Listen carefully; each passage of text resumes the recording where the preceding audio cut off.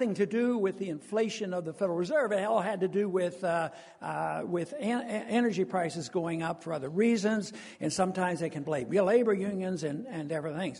But I told Walter, I said, this is a great idea. This is a great point to make, and see how the dollar supply is related. And since he now is such an anti-war person, he tells me constantly how badly he felt. He had gut instincts against the Iraq War, and he voted for the war under pressure from the administration. And he's never forgiven himself from this. I mean, he punishes himself, almost too much. He writes a letter, hand-signed letter to every family who lost a person overseas. Thousands of letters that he have sent. And, but he's so dedicated to this effort. So I told him, I said, also the relationship of the Federal Reserve, and when you worry about oil costs going up and food costs go up, I said, do you realize that in history it's very difficult to find a war that was not fought with inflation? It's always essentially fought with inflation. Maybe originally they could pay for the wars by stealing enough gold from somebody else, but later on they started diluting the metal and clipping the coins. And today, at least in the last century or so, it's all been just by printing press money. And that was one of the things that happened right after 1913, World War I, financed that way, then the recession of 21, and on and on. So if our goal is to have more freedom, protection of civil liberties, protection of free markets, and also a more peaceful world, you cannot deal with that unless you understand the Federal Reserve, because it can't be financed. There's always a limitation. As long as they can finance through the creation of credit and delay the pain and suffering from that, they're going to do it. So the real goal is, of course, to get people to understand why a free society is so much greater and so much better than an authoritarian society, and why trade and friendship is so much better than aggressiveness and intervention and militarism. But ultimately, it is connected to the monetary system. They just can't pay for it. And we have a major undertaking, and right now I happen to be in a place where I can call attention to it, but you're in a place where you can continue to call your attention to it. The Mises Institute has been doing it for years and years, and everyone in this room can continue to do it. So many of you already have in your support of the Mises Institute and other individuals in support of good candidates.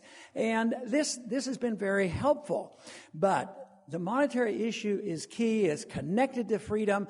I do not believe that you can really succeed at having a free society by tinkering around with the budget, not changing the attitude of what the role of government ought to be, and not looking at the system of money.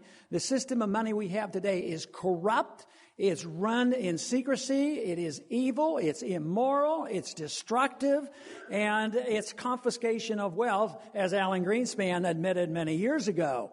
So this is an issue, it's interconnected, and I think we're making great progress. And one thing for sure is that this system will not continue. When I argue the case for non-intervention overseas, I look at them, I say, I know I'm not going to win this argument. I know that next year we will not have enough people that will vote and cut off the funding and tell the troops to come home from Korea and the Middle East and Europe and the whole place. It's not likely to happen.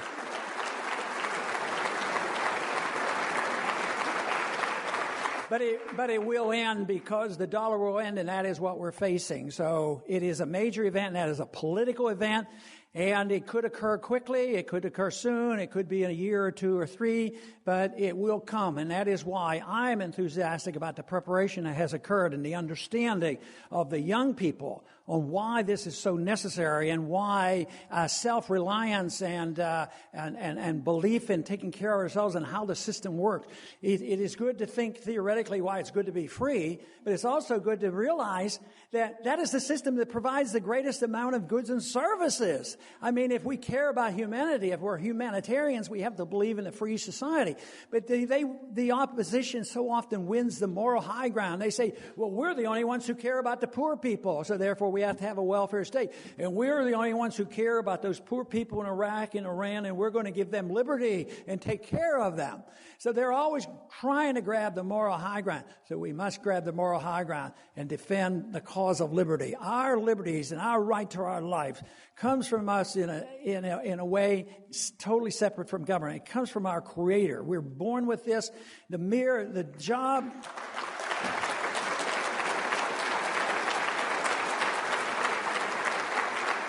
The job of any government, if we were to have government, should be strictly limited to that of guaranteeing and protection that your neighbor never takes your liberties that belong to you away from you. And if we had that size of government, that kind of government, that government would be very small. The people would be very important. The country would be prosperous. Then we would set an example for the world. People would want to emulate us, and we wouldn't have to go around with guns and bombs and drones and threats and say, live like us do because we're good people and we'll teach you how to be good people too. We live in revolutionary times. We're in the middle of this, and the final conclusion is not there. I think we're gaining. I think we're winning. And I think in the next 5 years, we'll know exactly what's happening. But it's crowds like this and groups like this that have to be energized because the masses of people never will automatically join. They have to come to the conclusion that it's in their best interest to fight for the cause of liberty and reject the notion that the government can take care of us from cradle to grave. Thank you very much.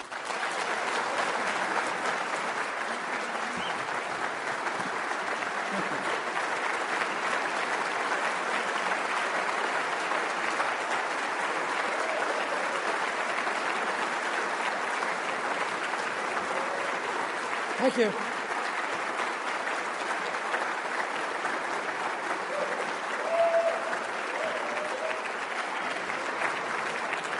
Now, if I didn't talk too long, I'm allowed to take a few questions. And I don't know how we're going to do this, but if you don't have a mic, you better shout loud because I'll have trouble hearing them from the back of the room. So we'll go back there, just see what happens. 2012. Yeah, that's a year from now. 1 year to go. It's an interesting year. There'll be an election, I understand. And I'm uncertain about what I will be doing in 2012 or even in 2011. Except in 2011, I know that I will be involved in the Monetary Policy Subcommittee. I have not made any decisions about exactly what I'll be doing in 2012.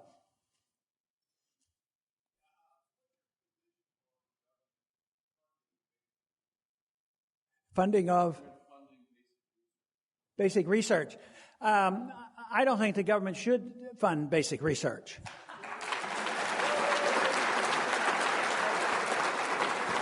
But the argument is going to be, well, some of this is very good and they've accomplished a lot of good by doing it. But you don't know. Maybe they would have accomplished more if it would have all done by the private sector. When the government gets involved, sometimes special interest gets involved in drug companies and different companies get to spend that money. It flows to the universities. It's driven by special interest. There could be an argument for some basic research, maybe for some military protection. But right now, I think we have all the weapons we need, and we don't need a whole lot. We don't need a whole lot bigger weapon. And you know, one other thing about the smaller weapons and the smarter weapons and all these fancy little things, they're dangerous because they're liable to get us into a big war. So, no, other than that, theoretically, you could justify some research for absolute defensive purposes. But no, all this R&D that we subsidize, it would get done and probably much better without the government politicizing it.